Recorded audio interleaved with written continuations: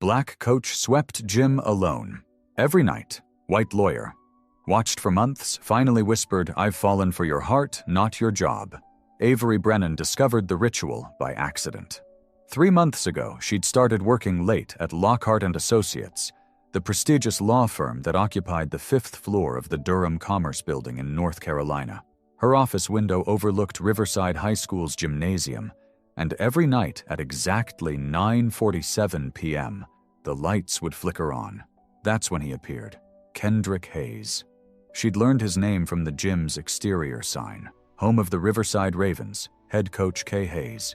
He was tall, maybe 6'3", with shoulders that spoke of years playing basketball before teaching it. But what caught Avery's attention wasn't his athletic build or the graceful way he moved across the court. It was the care he took with the space. Every single night, without fail, Kendrick swept the gym floor himself. Not a quick, perfunctory cleaning. A thorough, methodical process that took 45 minutes. He'd push the industrial broom in careful rows, overlapping each stroke, collecting dust and debris that the day's practices had left behind. Then he'd mop, the rhythmic swish of wet fabric on polished wood, somehow audible in Avery's imagination, even from 5 stories up and a street away. Tonight was different. Tonight, Avery admitted what she'd been avoiding for weeks. She wasn't working late because of case files. She was staying to watch him. Her phone buzzed. Text from Sloan Mercer, her closest friend at the firm. "Still at the office? Girl, it's 10 p.m. on a Friday." Avery typed back, "Finishing the Morrison brief." Lie. The Morrison brief had been done since Tuesday. She watched Kendrick pause in the center of the court, looking up at the championship banners hanging from the rafters. Even from this distance, Avery could see something in his posture, a weariness that went beyond physical exhaustion. He stood there for a full minute, just breathing, before returning to his broom. Avery's world was different, sterile. She worked 80-hour weeks defending corporations in litigation cases, her office decorated with degrees from Duke Law and certificates of achievement that meant everything to her father and nothing to her heart. She wore $1,000 suits and said the right things at firm dinners, and had recently ended her engagement to Dalton Pemberton because she'd realized she felt more passion arguing summary judgment motions than she did kissing him goodnight. But watching Kendrick sweep that gym floor with the dedication most people reserved for things they loved, it stirred something in Avery she'd forgotten existed, a longing for purpose that wasn't measured in billable hours, for work that served people instead of profit margins. She told herself she was being ridiculous. She didn't know this man, had never spoken to him. For all she knew, he was married with 3 kids and swept the gym because he was contractually obligated, not because he cared. But somehow, Avery knew that wasn't true. You don't sweep a floor like that out of obligation.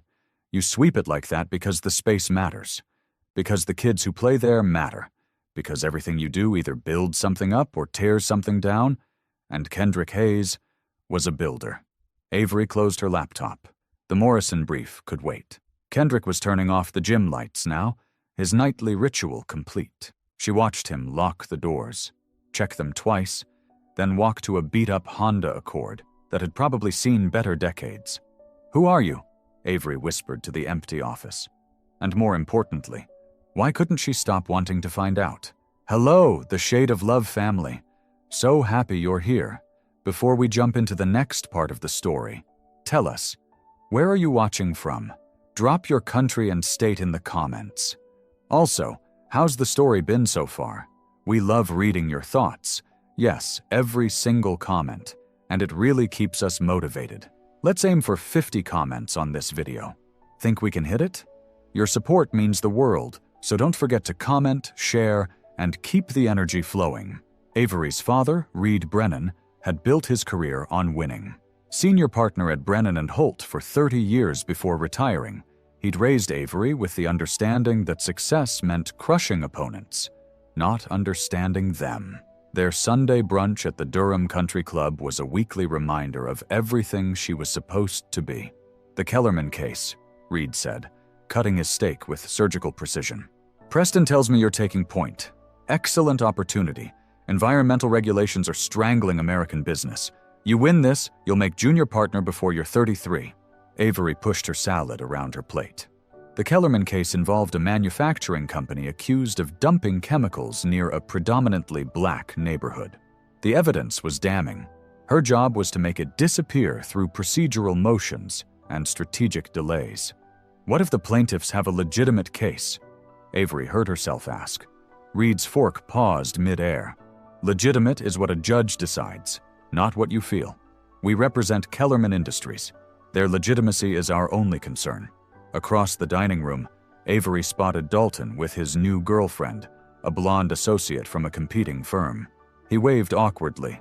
Avery nodded back, feeling nothing. Their engagement had been practical.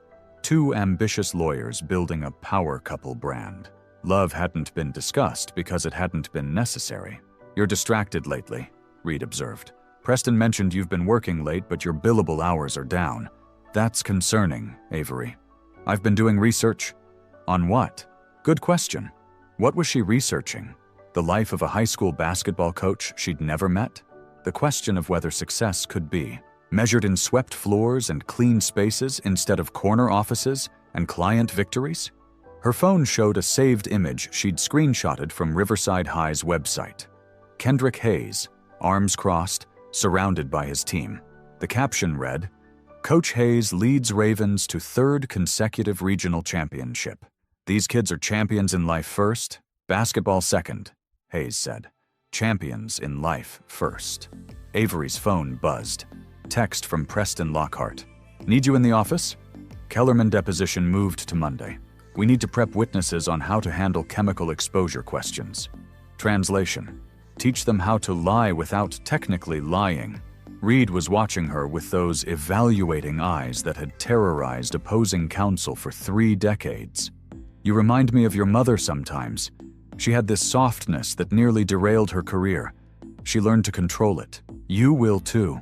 Avery's mother, Catherine, had given up a promising career as a public defender to become Reed's wife and Avery's mother. She died when Avery was 16, taking with her any evidence that life could be lived differently. I need to go, Avery said, standing abruptly. Case prep. She drove past Riverside High on her way back to the office. The gym was dark, but she could picture Kendrick inside, broom in hand, caring for a space that would never make him rich or powerful or impressive to people like Reed Brennan. And for reasons Avery couldn't fully explain, that felt more meaningful than anything she'd accomplished in 7 years of law practice. Monday's client meeting was a masterclass in corporate arrogance. Avery sat in the Lockhart and Associates conference room with 6 executives from Kellerman Industries, each one radiating the confidence of people who'd never faced consequences. The neighborhood claims are exaggerated, said Marcus Kellerman, the CEO's nephew who ran operations. These people were living in substandard conditions before our plant was built. Our facility brought jobs, economic development. A little groundwater discoloration is a small price for progress. Preston Lockhart nodded approvingly. Our strategy is straightforward. We'll argue that the plaintiffs can't establish direct causation between your facility and their health issues. Correlation isn't causation. We'll bury them in discovery requests, delay the trial, wait for them to run out of funding. Sloan caught Avery's eye across the table, her expression unreadable. Later, in the hallway, Sloan pulled her aside. You okay? You looked like you wanted to throw something in there. I'm fine. Avery, we've been friends since law school. You're not fine. You've been different lately. Distant. Just tired? Of what? The work? Or what the work is turning you into? The question hit harder than Sloan probably intended. What was the work turning her into? A person who helped corporations poison communities? A person who measured success in dollars instead of lives? That evening, Avery left the office at 6 p.m., the earliest she'd left in months. She told herself she was going home. She told herself she wasn't driving to Riverside High. She told herself a lot of lies. The gym parking lot was empty except for Kendrick's Honda and a van marked Durham Community Youth Programs. Through the gym windows, Avery could see him running drills with about 15 kids, their laughter audible even from outside. She should leave. This was creepy, but her feet carried her to the gym entrance, and before she could stop herself, She was pushing open the door. The sound hit her first. Squeaking sneakers, bouncing basketballs, Kendrick's voice calling encouragement. "That's it, Kira. Follow through on that shot. Zion, nice assist." Then Kendrick noticed her. His eyes, warm brown, questioning, landed on Avery standing awkwardly in her business suit and heels, clearly out of place. "Can I help you?" His voice was kind, not suspicious. Avery's prepared explanation evaporated. "I work across the street. I've seen you here late at night. Cleaning." Kendrick's expression shifted to something Avery couldn't quite read. "You've been watching me clean? That sounds creepier than I meant it." Avery felt her face flush. "I just wondered why you do it yourself. Doesn't the school have janitorial staff?" "They do, but this gym..." Kendrick gestured around the space. "It's sacred ground for these kids. They deserve better than someone who's just doing a job. They deserve someone who cares about the space they're growing in." And just like that, Avery knew. She'd been right about him. Kendrick didn't ask Avery to leave. Instead, he invited her to sit on the bleachers while he finished practice. She watched him work with the kids. Patient corrections, genuine praise, high standards wrapped in unconditional support. This wasn't just coaching. This was parenting, mentoring, building.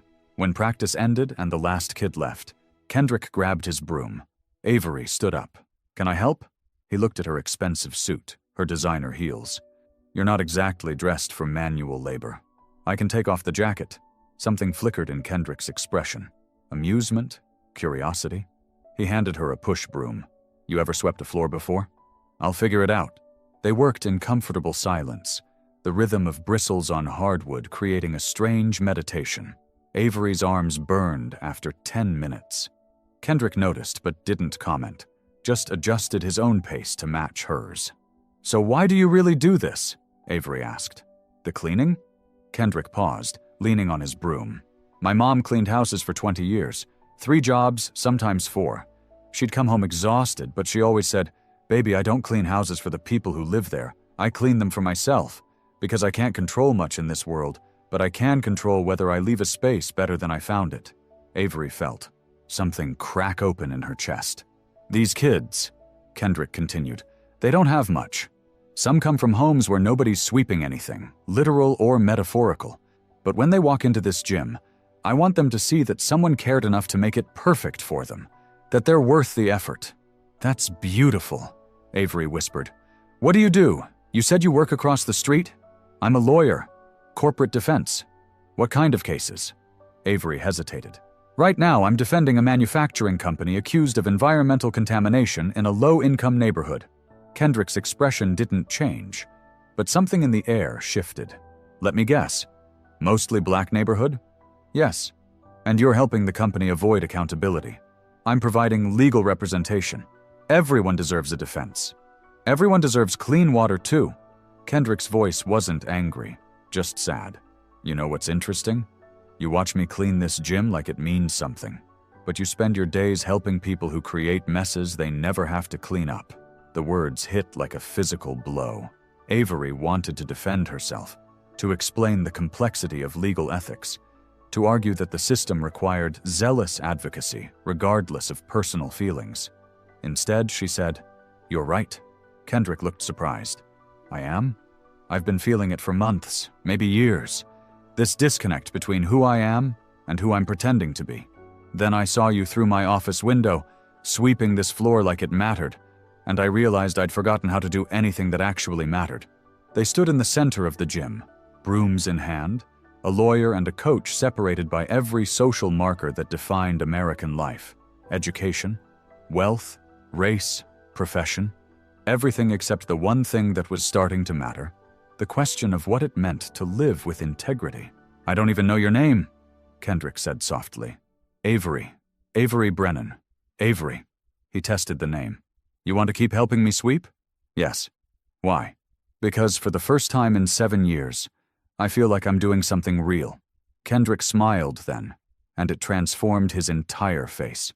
"Okay then, Avery Brennan. Let's get this floor perfect." Avery started showing up at the gym 3 nights a week. She told Preston she had evening depositions. She told Sloan she'd joined a gym. She told her father nothing, because Reed Brennan would never understand why his daughter was spending her evenings sweeping a high school basketball court with a man who made $48,000 a year. But the truth was simpler and more complicated. Being with Kendrick felt like breathing after years of holding her breath. They talked while they cleaned, about everything and nothing. Kendrick told her about growing up in Durham, watching his neighborhood gentrify around him, prices rising until his mother could barely afford the house she'd lived in for 30 years. About his younger brother Zion, who'd gone to prison for a non-violent drug offense and was trying to rebuild his life after release. About his dream of creating a community basketball program that taught financial literacy alongside layups.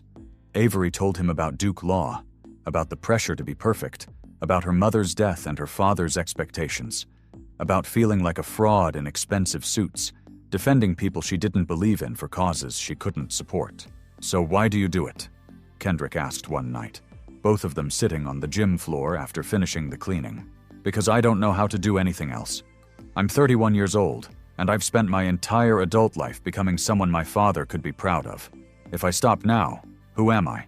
Maybe that's the wrong question. What's the right question? Not who you are. Who do you want to be? Avery thought about this while driving home. Who did she want to be? Not Reed Brennan's daughter. Not Preston Lockhart's rising star. Not Dalton Pemberton's former fiancé. Just Avery. But what did that mean? The Kellerman case was haunting her. She'd reviewed the evidence. Internal documents showing the company knew about contamination risks years before the complaints started.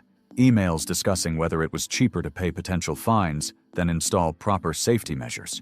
Medical records of children with elevated lead levels, respiratory issues, learning disabilities. One night, she brought the case file to the gym, spread it across the bleachers while Kendrick swept. "This is the case I told you about," Avery said. "The environmental contamination." Kendrick stopped sweeping. "Why are you showing me?" "Because I need someone to tell me I'm wrong, that there's a way to defend this company without sacrificing my soul." He sat beside her, reading through documents with careful attention. After 20 minutes, he looked up. "You know what my mom would say?" She'd say, "Baby, you can't serve two masters. You either serve justice or you serve money. Choose." It's not that simple. Yes, it is. You just don't want it to be. Avery closed the file. Kendrick was right. It was that simple, and that terrifying. That night, lying in bed in her expensive apartment, Avery made a decision. She didn't know what would come next, but she knew one thing with absolute certainty. She couldn't keep living a life that required her to become someone she couldn't respect. Kendrick had shown her what integrity looked like. Now she had to figure out if she was brave enough to claim some for herself. Hello, the Shade of Love family. So happy you're here. Before we jump into the next part of the story, tell us, where are you watching from? Drop your country and state in the comments. Also, how's the story been so far? We love reading your thoughts. Yes, every single comment. And it really keeps us motivated. Let's aim for 50 comments on this video. Think we can hit it? Your support means the world, so don't forget to comment, share, and keep the energy flowing. Friday afternoon, Avery requested a meeting with Preston Lockhart. His corner office overlooked downtown Durham, windows that probably cost more than Kendrick's annual salary. "Avery, good timing. I wanted to discuss your partnership track. You're exactly where you need to be. Another big win like Kellerman, and I can't defend Kellerman Industries." Preston's expression froze. "Excuse me? The evidence is clear. They knowingly contaminated groundwater in a residential neighborhood. Children are sick. Families have medical bills they can't pay, and we're helping the company avoid responsibility. We're providing legal representation within ethical bounds. Ethical bounds that allow us to destroy people's lives through procedural tactics? That's not law. That's weaponized bureaucracy." Preston stood, his face hardening. "Avery, I understand you're going through something. The broken engagement, maybe. But this self-righteous phase needs to end. We represent clients zealously. That's our obligation. What about our obligation to justice?" "Justice?" Preston laughed, sharp and dismissive. "Justice is a fairy tale we tell first-year law students. This is business. You knew that when you joined this firm. Maybe I was wrong to join." The words hung in the air. Preston's eyes narrowed. Are you resigning? I'm asking to be reassigned from the Kellerman case. No. You're the lead attorney. We've already billed $200,000. If you walk away now, it damages the firm's credibility and your future here. You signed a contract, Avery. You made commitments. To what? To helping corporations poison communities? To your career? To your father's legacy? To everything you've worked for? Preston leaned forward. Reed called me yesterday. He's concerned about you. Says you've been distracted, working late but unproductive. What's going on?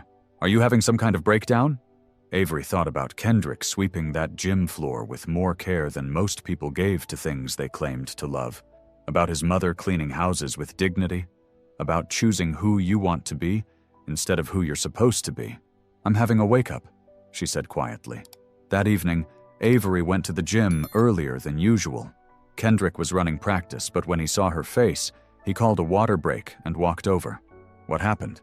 I asked to be reassigned from my case. They refused. I might lose my job. How do you feel about that? Terrified. Relieved. Completely uncertain about everything. Avery laughed, but it came out shaky.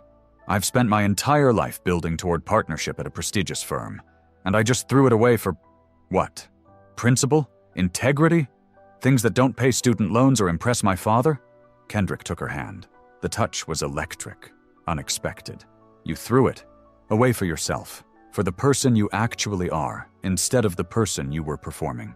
What if I don't know who that person is? Then you figure it out, but you figure it out as yourself, not as Reed Brennan's daughter or Preston Lockhart's associate. He squeezed her hand. You know what I see when I look at you, Avery? Someone who's been drowning in expectations so long she forgot she could swim. Avery looked at their joined hands, her pale skin against his darker tone, a visual representation of everything that made their connection complicated and beautiful and real. I think I'm falling for you, she whispered. Kendrick's expression softened. I know. I've been falling for you since the night you showed up in that ridiculous suit and asked to help me sweep. Reed Brennan summoned Avery to his home Sunday morning. Not a request, a summons. She arrived to find her father in his study, surrounded by law books and framed certificates, documenting a career built on winning at all costs. Preston told me about your meltdown. It wasn't a meltdown. I asked to be reassigned from a case I can't ethically defend. Ethics. Reed said the word like it was profanity. You sound like your mother. She had this naive belief that law was about justice instead of strategy. It nearly destroyed her career before she married me. Maybe her career wasn't what needed saving. Reed's face darkened. Careful, Avery. Or what? You'll disown me like you threatened to disown Mom when she wanted to work for legal aid? I didn't disown anyone. Your mother made choices. Some of them were mistakes she corrected. You mean she gave up everything she cared about to become Mrs. Reed Brennan? The slap came fast. Not hard, but shocking. Avery touched her cheek, eyes wide. I have sacrificed everything to give you opportunities. Reed's voice shook. You went to Duke because I made it possible. You have a position at a prestigious firm because of my connections. And you're throwing it away for what? Some moral awakening? For myself.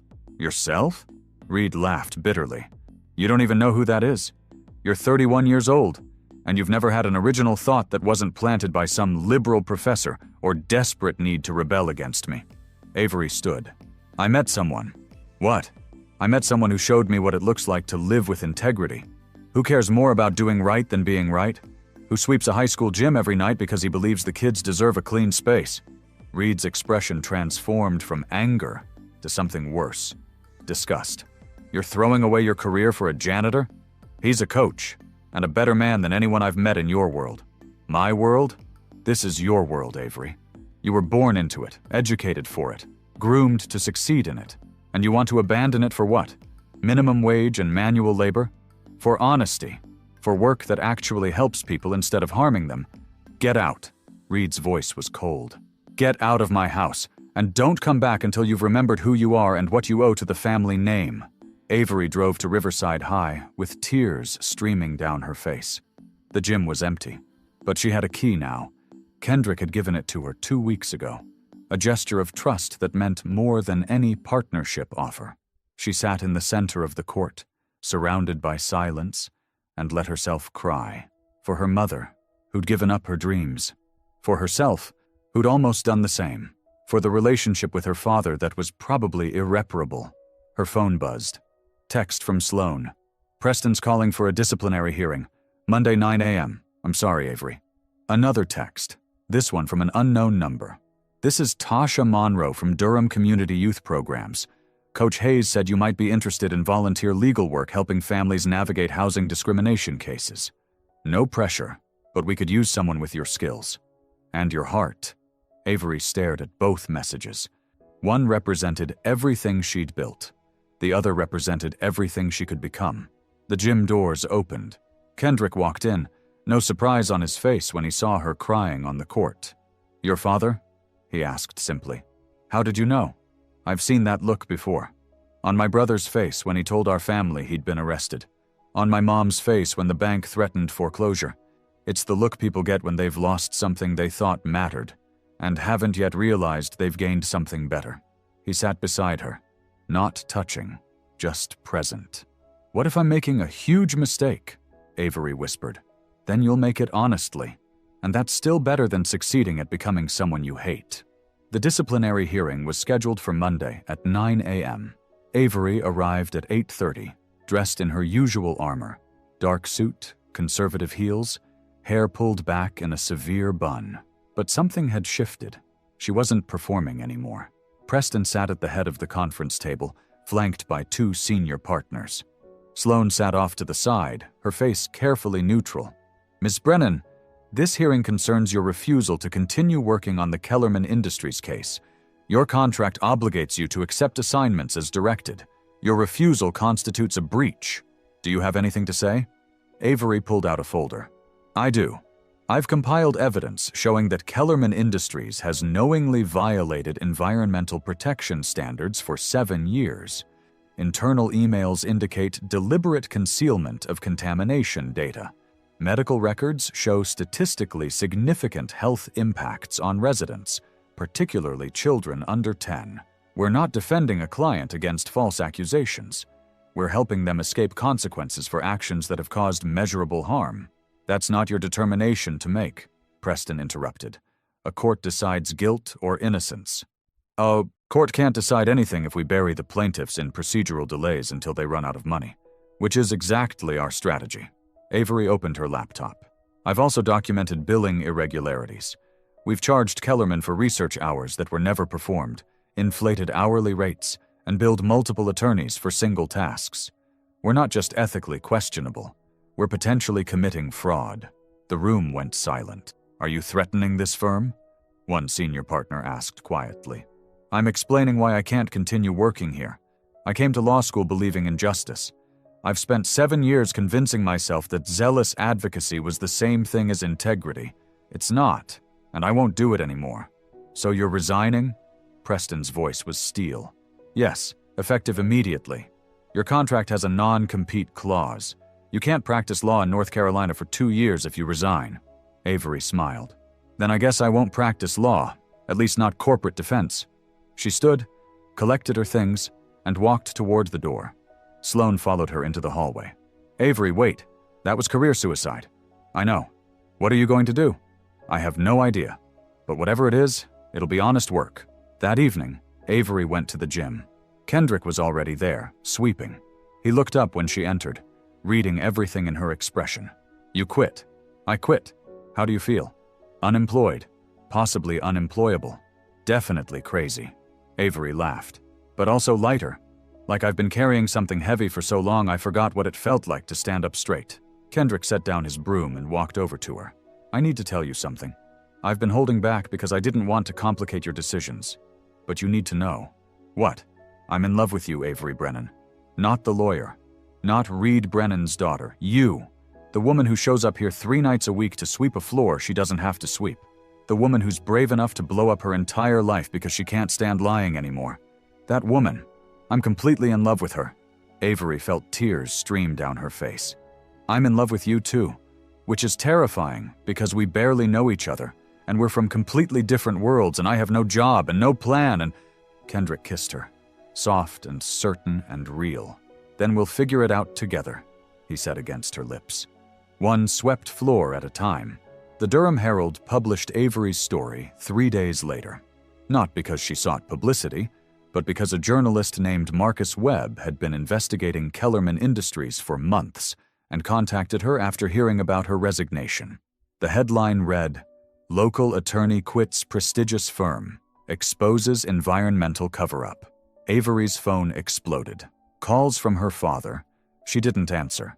Messages from former colleagues, mostly angry. Interview requests from news outlets. She declined most. And one email that changed everything. From Nina Valdez, Principal, Riverside High School. Subject, Legal Services Proposal. Ms. Brennan, I read about your resignation and the reasons behind it. Riverside High serves a predominantly low-income community. Many of our students' families face legal challenges, housing discrimination, wage theft, immigration issues, but cannot afford representation. Would you consider providing pro bono legal services through our community outreach program? The position would be volunteer-based initially, though we're applying for grants that could fund a small stipend. I know you and Coach Hayes have developed a friendship. He speaks highly of you. Best regards, Nina Valdez. Avery read the email 3 times. This was it, a chance to practice law the way she'd once imagined, helping people who actually needed help instead of corporations seeking to avoid accountability. She met with Nina, Kendrick, and Tasha Monroe from Durham Community Youth Programs the following Monday. They sat in Kendrick's small office adjacent to the gym, surrounded by basketball equipment and motivational posters. We need someone who understands how systems work, Tasha explained. Someone who can navigate bureaucracy, file motions, advocate effectively. But most importantly, we need someone who gives a damn about the people they're representing. I give a damn, Avery said quietly. I've spent 7 years not giving a damn about the right things. I'd like to change that. They outlined the program. Free legal consultations every Thursday evening at the community center. Help with eviction defense, employment disputes, small claims issues. Nothing glamorous. Nothing that would impress Reed Brennan or Preston Lockhart. Everything that mattered. I'm in, Avery said. That evening, Kendrick found her sitting in the gym bleachers, staring at the court. He sat beside her, their shoulders touching. You okay? My father sent me a letter. Through his lawyer. He's officially disowning me, removing me from his will, cutting off all contact unless I come to my senses and return to respectable society. Kendrick took her hand. How do you feel? Free, sad, relieved, scared, all of it at once. Avery leaned her head on his shoulder. I always thought losing his approval would destroy me, but it just feels like release. Like I've been performing for an audience that was never going to applaud anyway. My mom wants to meet you, Kendrick said suddenly.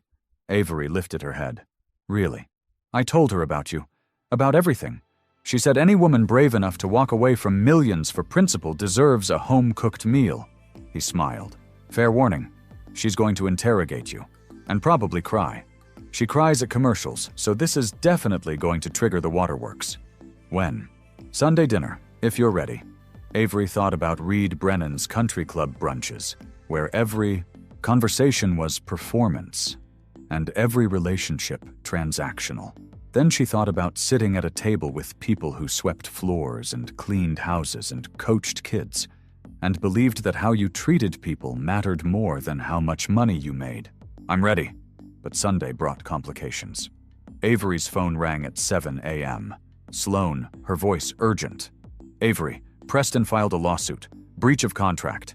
He's claiming you violated your non-compete and demanding repayment of your signing bonus plus damages. $250,000. Avery's stomach dropped. I don't have that kind of money. I know, that's the point. He wants to destroy you. Make an example. Show other associates what happens when you betray the firm. What do I do? Fight. I'll help you, off the record. I can't be your attorney officially, but I can guide you. Sloan paused. Avery, I've been thinking about what you did, about why you did it. You're not crazy. You're brave, and I think I've been a coward.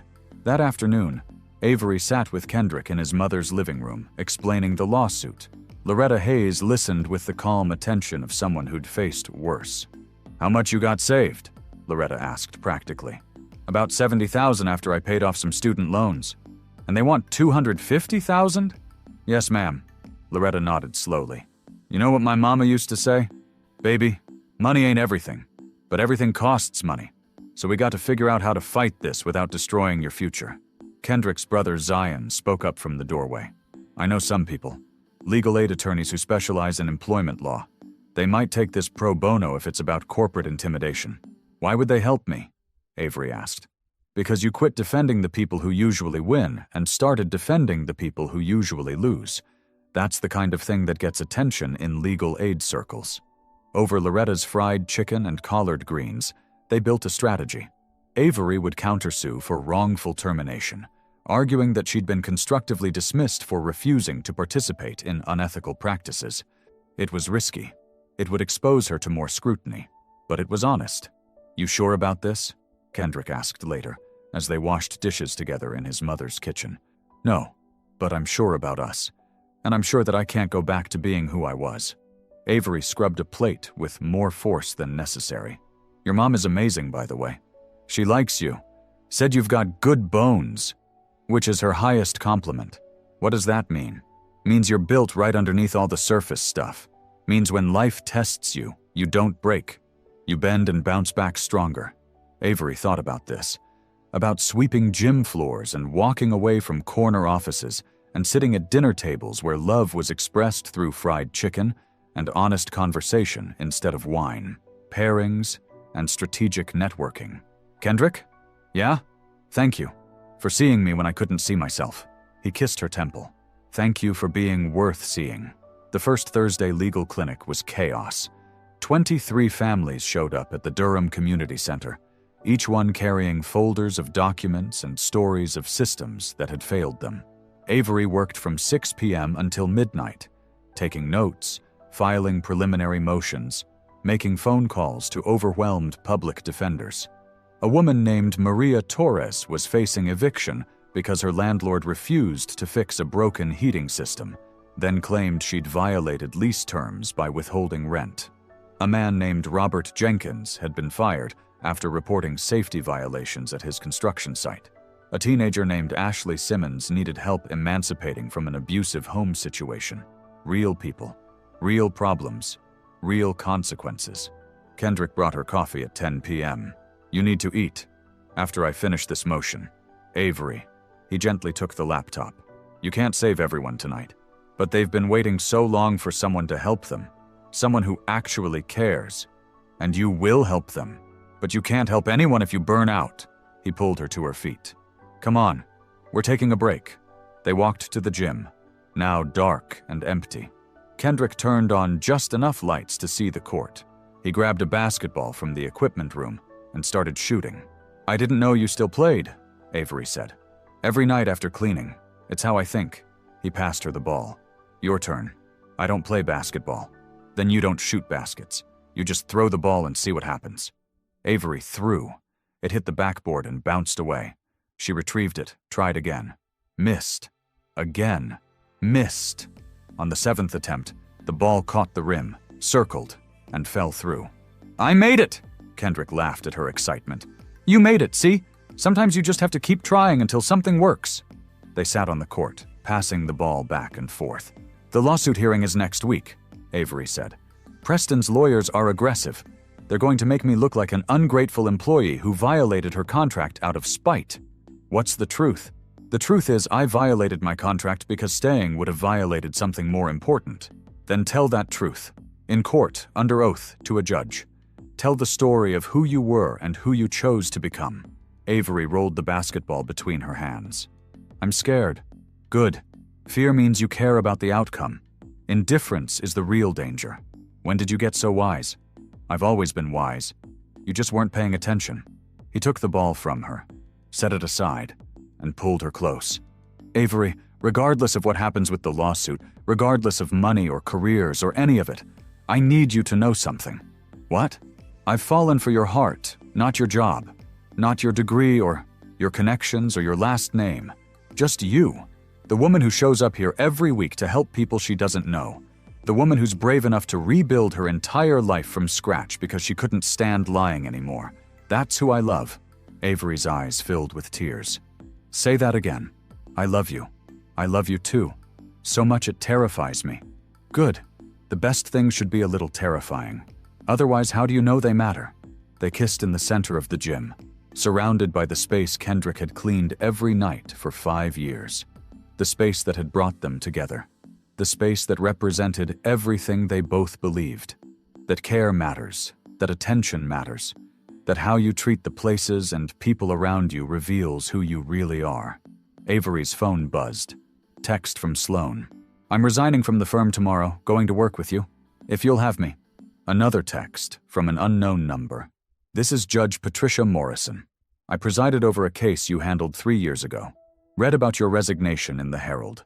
Would like to discuss possible clerkship opportunity in my chambers. Call me. And finally, one more, from her father. Your mother would be proud of you. I'm not there yet, but maybe someday. Dad. Avery showed Kendrick the messages. He read them, his expression soft. Looks like integrity has consequences after all, he said. Good consequences? The best kind. The kind that builds something real. Hello. The shade of love family. So happy you're here.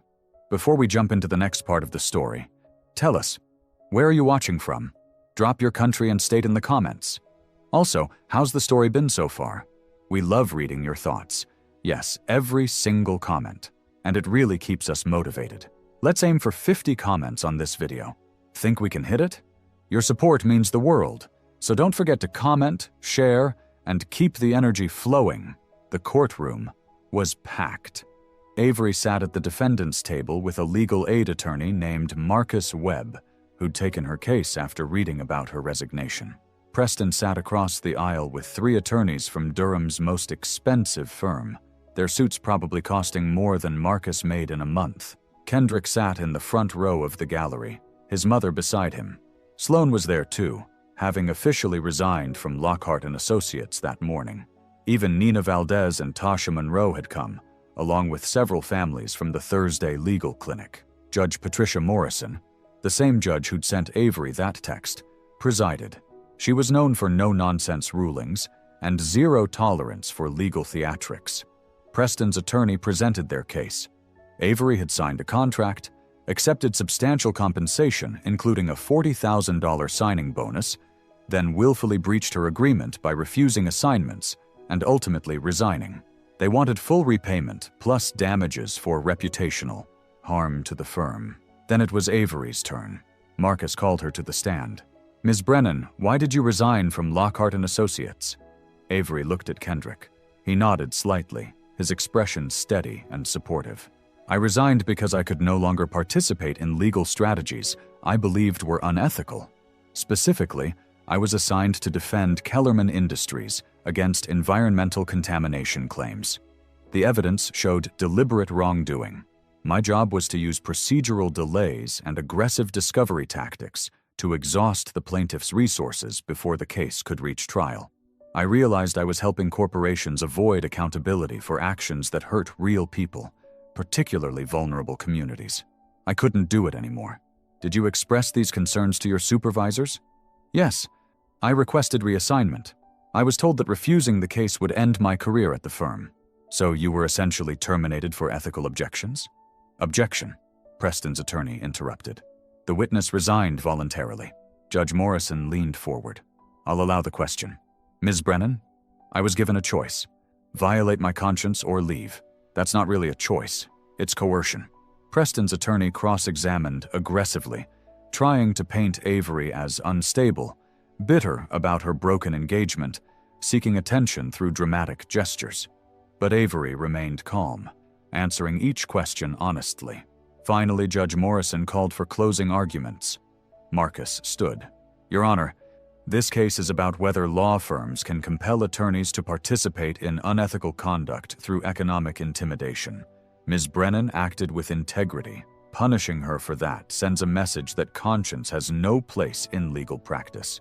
We ask that you dismiss the plaintiff's claims and award Ms. Brennan attorney's fees.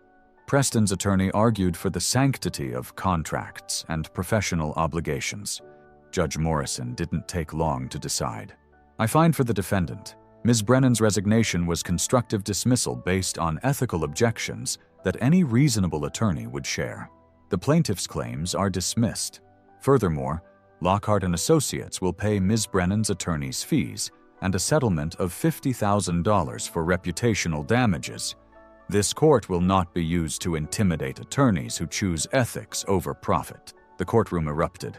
Avery felt tears stream down her face. She turned to see Kendrick standing, his expression proud and relieved and full of love. She'd won, not just the case, but something bigger, the right to live with integrity, the freedom to build a life that actually mattered. 6 months later, Avery stood in the newly opened Durham Community Legal Clinic, housed in a renovated space next to Kendrick's gym. Judge Morrison's clerkship offer had evolved into something better, a partnership with legal aid organizations to create sustainable pro bono services for low-income families. Sloan worked beside her, having discovered that helping people was infinitely more satisfying than defending corporations. They'd hired 2 paralegals and partnered with law students from Duke and NC Central for clinic rotations.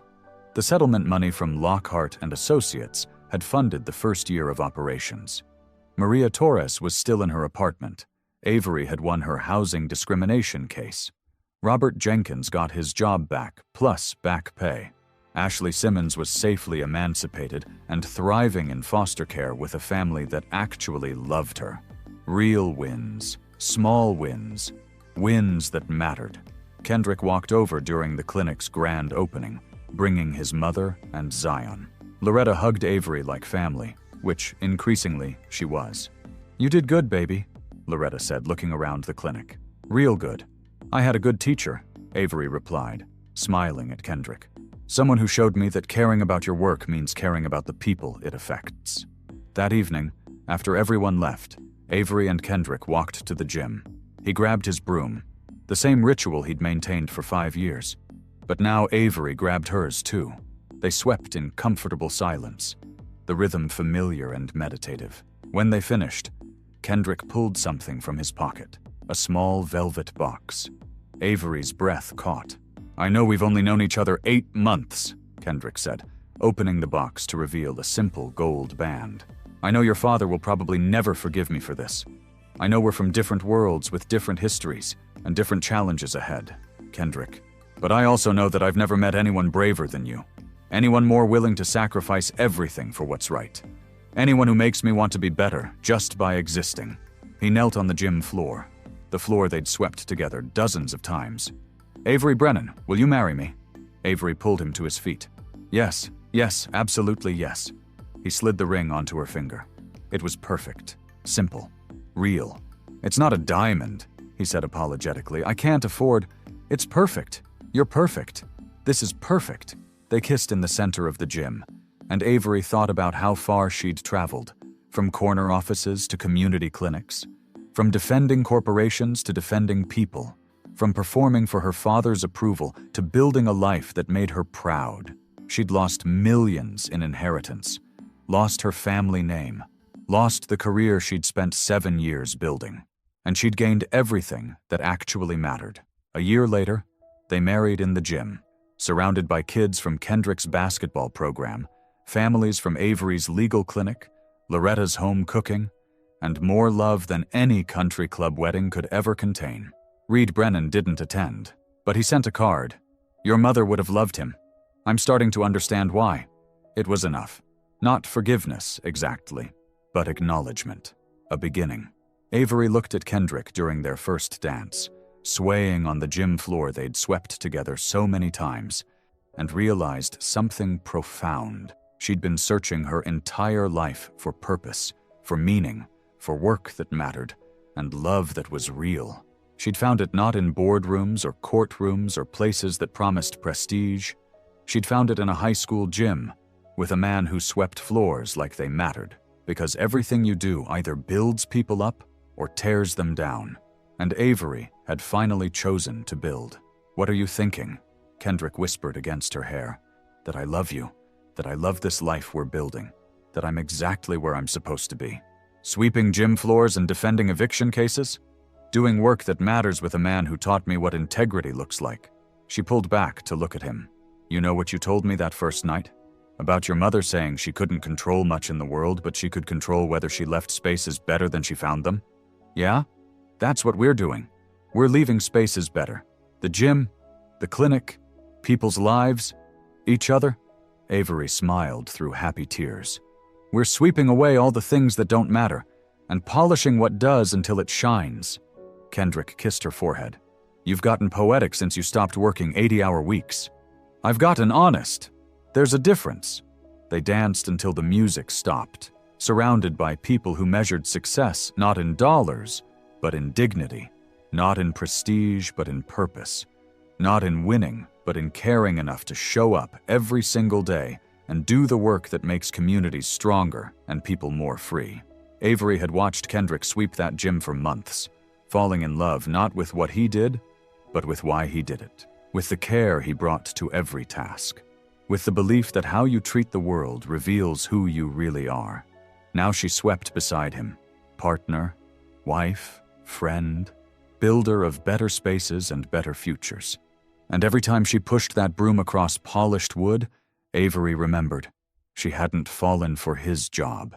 She'd fallen for his heart, for the integrity that made him sweep floors nobody else would sweep, care about kids nobody else would care about, see potential in a broken woman nobody else would see.